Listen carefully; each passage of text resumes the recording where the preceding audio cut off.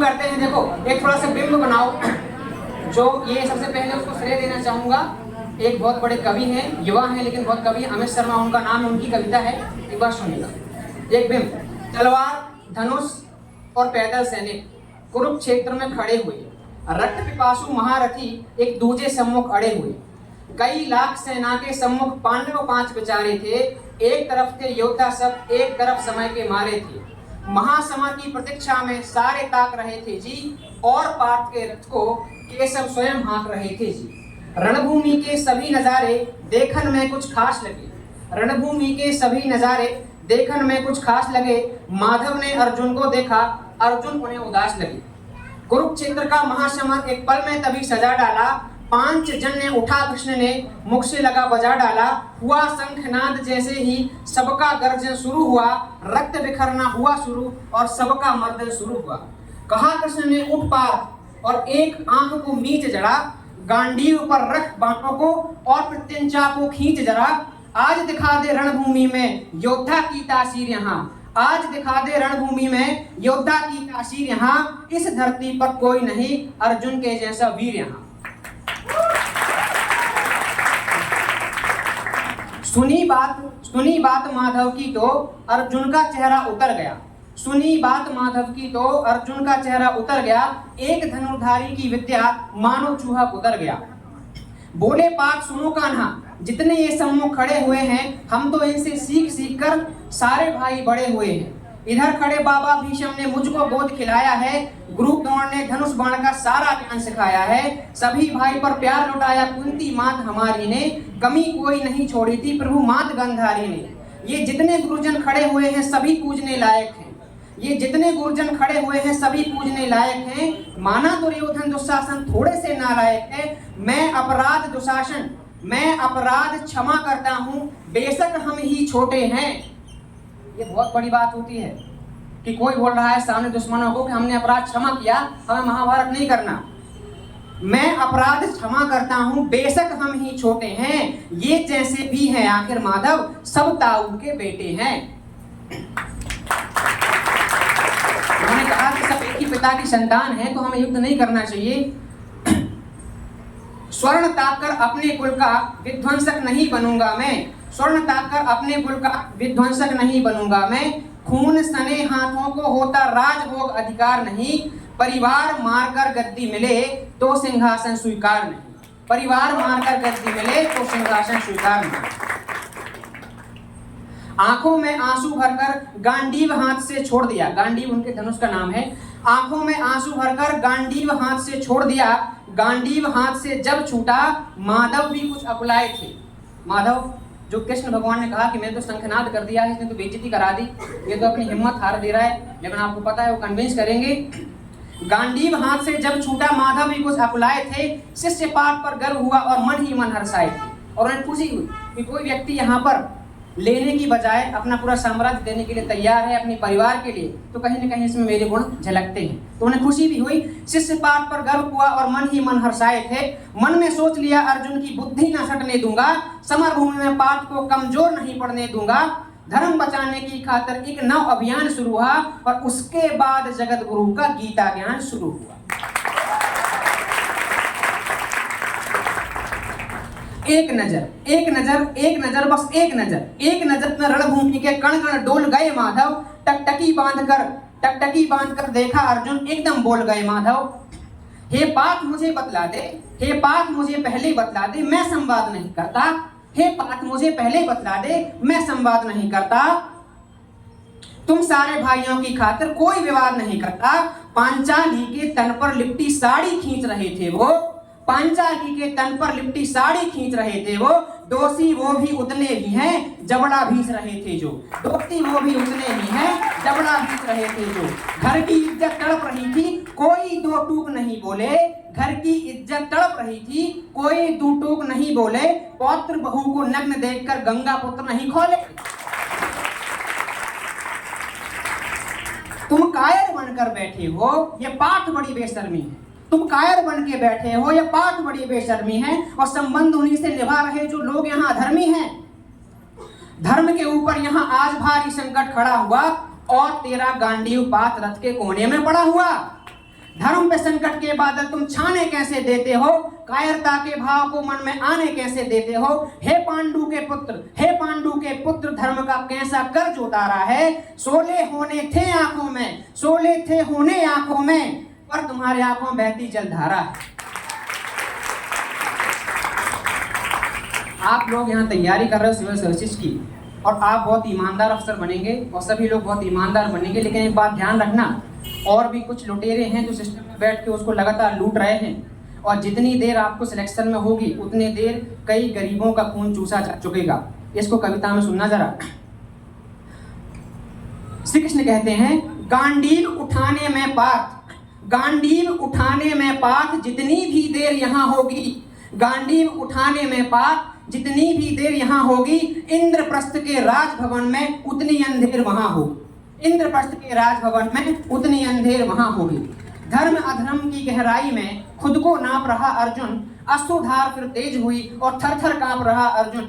हे केशव, ये रक्त स्वयं का पीना नहीं सरल होगा। ध्यान देना, वो संवाद कर रहा है भगवान से, यानी जब आपके मन में शंका हो तो आपको संवाद करना चाहिए। मैं विवाद की बात नहीं करता, लेकिन आपको प्रश्न करने चाहिए, संवाद करने चाहिए। हे केशव, ये रक्त स्वयं का पीना नहीं सरल होगा, और यदि विजय हुए तो जीना सरल नहीं होगा, और हम जीत भी गए तो अपनी परिवार का खून बहा के जीना फिर सरल नहीं होगा। ये बोल रहे हैं। हे माधव मुझको बतलाओ, कुल नाशक कैसे बन जाऊं। हे माधव मुझे बतलाओ, कुल नाशक कैसे बन जाऊं। रख सिंहासन लाखों पे, मैं शासक कैसे बन जाऊं। कैसे उठेंगे उन पर कर जो कर पर अधर लगाते हैं, जो मेरे हाथों को चूमते थे उन पर मेरे हाथ कैसे उठेंगे। कैसे उठेंगे उन पर कर जो कर पर अधर लगाते हैं, करने को जिनका स्वागत है कर भी स्वयं जुड़ जाते हैं। इन्हीं करों ने बाल्यकाल में सबके पैर दबाए हैं, इन्हीं करों ने बाल्यकाल में सबके पैर दबाए हैं। इन्हीं करों को पकड़ कर मुस्काए हैं। अपनी बाणों की नोक जो इनकी ओर करूंगा मैं, अपनी बाणों की नोक जो इनकी ओर करूंगा मैं। केशव मुझको मृत्यु दे दो, इससे पूर्व मरूंगा मैं।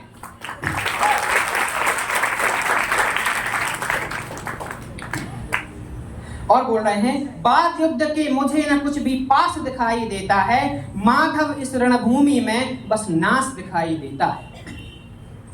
अब यहाँ पर बहुत इमोशनल कर दिया अर्जुन ने, पूरा का सीन इमोशनल कर दिया, लेकिन आपको पता है कि भगवान इमोशनल नहीं होने वाले, और उनके पास इमोशनल इंटेलिजेंस है, और वो कैसे इसका इस्तेमाल करते देखना जरा। बात बहुत भावुक थी, किंतु जगत गुरु मुस्काते थे, और ज्ञान की गंगा निरंतर चक्रधारी बरसाते थे। जन्म मरण की यहाँ योद्धा बिल्कुल चाह नहीं करते, क्या होगा अंजाम ये परवाह नहीं करते। पाठ यहाँ कुछ मत सोचो, बस कर्म में ध्यान लगाओ तुम, और बात युद्ध के क्या होगा ये मत अनुमान लगाओ। यही बात मैं आपसे कहना चाहूंगा, आप बस जी तोड़ मेहनत करो। कई बार हमें लगता है कि हम सफल नहीं हुए तो क्या होगा, सफल हो गए तो क्या होगा, ये सब छोड़ो। आपके पास जो कर्म है आप अपनी प्रोसेस पर ध्यान दीजिए। वही वहां पर बोल रहे हैं कि बात यहाँ मत सोचो, बस कर्म में ध्यान लगाओ तुम, बाद युद्ध के क्या होगा ये मत अनुमान लगाओ तुम। इस दुनिया के रक्तपात में कोई तो एहसास नहीं, नित्य जीवन का करे फैसला नर के बस की बात नहीं। तुम ना जीवन देने वाले नहीं मारने वाले हो, तुम ना जीवन देने वाले नहीं मारने वाले हो, और ना जीत तुम्हारे हाथों में ना तुम हारने वाले। एक भारतीय दर्शन नियतिवाद की धारा आती, नियतिवाद विचार है, डिटर्मिनिज्म, यानी एवरीथिंग इज फिक्स्ड। तो आपके हाथ में कुछ नहीं है, आप सब कर्म करो, रिजल्ट है जो फल है वो किसके हाथ में है, ईश्वर के हाथ में। और वही बात बोल रहे हैं कि तुम ना जीवन देने वाले हो नहीं मारने वाले हो, ना जीत तुम्हारे हाथों में ना तुम हारने वाले हो। ये जीवन दीपक की भांति यूं ही जलता रहता है, ये जीवन दीपक की भांति यूं ही चलता रहता है, पवन वेग से बुझ जाता है वरना जलता रहता है। और बात, मानव वश में शेष नहीं कुछ, मानव वश में शेष नहीं कुछ, फिर भी मानव डरता है। मानव वश में शेष नहीं कुछ, फिर भी मानव डरता है। वह मरकर भी अमर हुआ जो धर्म की खातिर मरता है। और यहाँ पर श्री कृष्ण ने जीवन का सार बताया। देखना जीवन का सार, आप स्वतंत्र दिवस भी है, हजारों बल्कि लाखों स्वतंत्रता सेनानियों ने अपना बलिदान दिया था, तब आज हम इस छत के नीचे कार्यक्रम कर पा रहे हैं। लाखों, और जरा समझना जीवन का सार क्या बताते हैं। ना सत्ता सुख से होता है, ना सत्ता सुख से होता है, ना सम्मानों से होता है। जीवन का सार सफल केवल बस बलिदानों से होता है, केवल बलिदानों से होता है। योद्धा के बारे में क्या कहते हैं? देह दान सबसे बड़ा दान, ध्यान देना, सबसे बड़ा दान देह दान योद्धा ही करते हैं। देह दान योद्धा ही करते हैं, ना कोई दूजा जाता है। और रणभूमि में वीर मरे तो सौ भी पूजा जाता है। जहां पर एकात्मा कंसेप्ट जो बहुत मजबूत हुआ, ध्यान देना। योद्धा की प्रवृत्ति जैसे खोटे शस्त्र बदलती है, जैसे योद्धा होता फटाफट शस्त्र बदलता है, योद्धा की प्रवृत्ति जैसे खोटे शस्त्र बदलती है, वैसे मानव की दिव्य आत्मा दैहिक वस्त्र बदलती है। कान्हा तो सादा नर को मन के उद्गार बताते थे, इस दुनिया की खातिर ही गीता का सार बताते थे। अब इसके बाद जब इतना समझा दिया, जब इतना ज्ञान मिला, तो केशव को थोड़ा बहुत, तो जो अर्जुन है उनको थोड़ा बहुत एहसास हुआ कि हाँ कुछ तो सही कह रहे हैं। फिर वो कहते हैं कि हे केशव कुछ तो समझ गया, हे केशव कुछ तो समझ गया, कुछ असमंजस में हूँ। इतना समझ गया कि मैं ना स्वयं के वश में हूँ, अभी मैं स्वयं के वश में नहीं हूँ। इतना समझ गया कि मैं स्वयं के वश में नहीं हूँ। हे माधव मुझे बतलाओ कुल नाशक कैसे बन जाऊं, हे माधव मुझे बतलाओ कुल नाशक कैसे बन जाऊं, रख सिंहासन लाशों पे मैं शासक कैसे बन जाऊं। ये मान और सम्मान बताओ, जीवन के अपमान बताओ, जीवन मृत्यु क्या है माधव, रण में जीवन दान बताओ। और काम क्रोध की बात कही तो मुझको उत्तम काम बताओ। जब हम बहुत भावावेश में होते हैं, जब परिस्थितियां प्रतिकूल होती हैं ना, बैठिए, जब हम भावावेश में होते हैं, परिस्थितियां प्रतिकूल होती हैं, उस समय हम उन पर प्रश्न उठाते हैं जो हमारी क्षमता से बहुत परे हैं। हम उन पर ही क्वेश्चन मार्क लगा देते हैं। वही अर्जुन क्या बोल रहे हैं कि ये मान और सम्मान बताओ, जीवन के अपमान बताओ, जीवन मृत्यु क्या है माधव, रण में जीवन दान बताओ, काम क्रोध की बात कही मुझको उत्तम काम बताओ। अरे खुद को ईश्वर कहते हो तो जल्दी अपना नाम बताओ। और इसके बाद तो प्रभु से रहा नहीं गया। इतना सुनते ही माधव का धीरज पूरा डोल गया, 3 लोक का स्वामी फिर बेहद गुस्से में बोल गया। सारे सृष्टि को भगवान बेहद गुस्से में लाल दिखे, देवलोक के देव डरे सब माधव में सब काल दिखे। अरे कान खोलकर सुनो पाठ, अरे कान खोलकर सुनो पाठ, मैं ही त्रेता का राम हूं। कान खोलकर सुनो पाठ, मैं ही त्रेता का राम हूं। कृष्ण मुझे सब कहते हैं, मैं द्वापर का घनश्याम हूँ। रूप कभी नारी का रखकर मैं ही केश बदलता हूँ, रूप कभी नारी का रखकर मैं ही केश बदलता हूँ। धर्म बचाने की खातिर मैं अनगिन वेश बदलता हूँ। विष्णु जी का 10वें रूप में परशुराम मत वाला हूँ। नाग कालिया के फन पे मैं मर्दन करने वाला हूँ। बाकासुर और महिषासुर को मैंने जिंदा गाड़ दिया, बाकासुर और महिषासुर को मैंने जिंदा गाड़ दिया। और धर्म बचाने की खातिर हिरण्याकश्यप फाड़ दिया।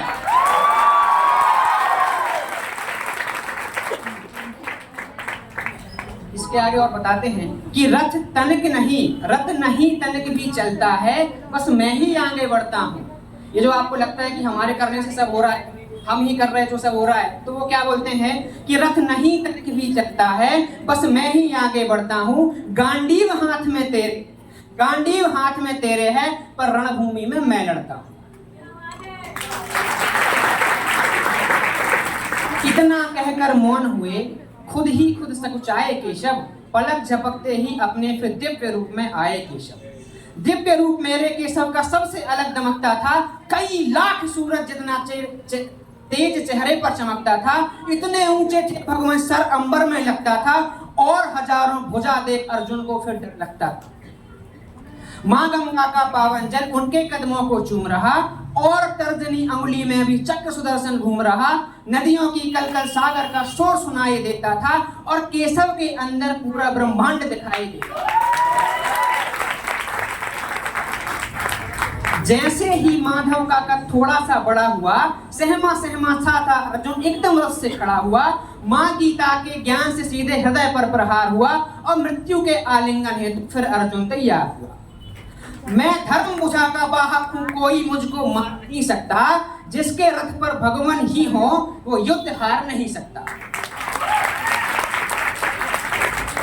इसके बाद अर्जुन कहता है कि जितने यहाँ अधर्मी हैं चुन चुन कर उन्हें सजा दूंगा और इतना रक्त बहाऊंगा धरती की प्यास बुझा दूंगा। अर्जुन की आंखों में धर्म का राग दिखाई देता था, पार्थ में केशव को बसिमराज दिखाई देता था। रण में जाने से पहले उसने एक काम किया, चरणों में रखा शीश अर्जुन ने केशव को प्रणाम किया। और फिर जिधर चले बाण पाट के सब पीछे हट जाते थे, रणभूमि के कोने कोने लाशों से पड़ जाते थे। कुरुक्षेत्र की भूमि में फिर नाच नचाया अर्जुन ने, सारी धरती लाल हुई, कोहराम मचाया अर्जुन ने। बड़े बड़े महारथियों को भी नानी याद दिलाई थी। मृत्यु का वो तांडव था जो मृत्यु की घबराई थी।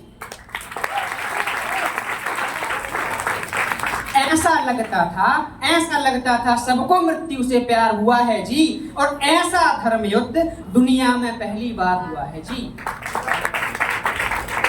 अधर्म समूचा नष्ट किया, पार्थ ने कसम निभाई थी। इंद्रप्रस्थ के राजभवन पर धर्म भुजा लहराई थी और धर्मराज के शीश के ऊपर राजमुकुट की छाया थी। पर सारी दुनिया जानती है ये बस केशव की माया थी। लास्ट, धर्म किया स्थापित जिसने दाता दया निधान की जय। और हाथ उठाकर सारे बोलो चक्रधारी भगवान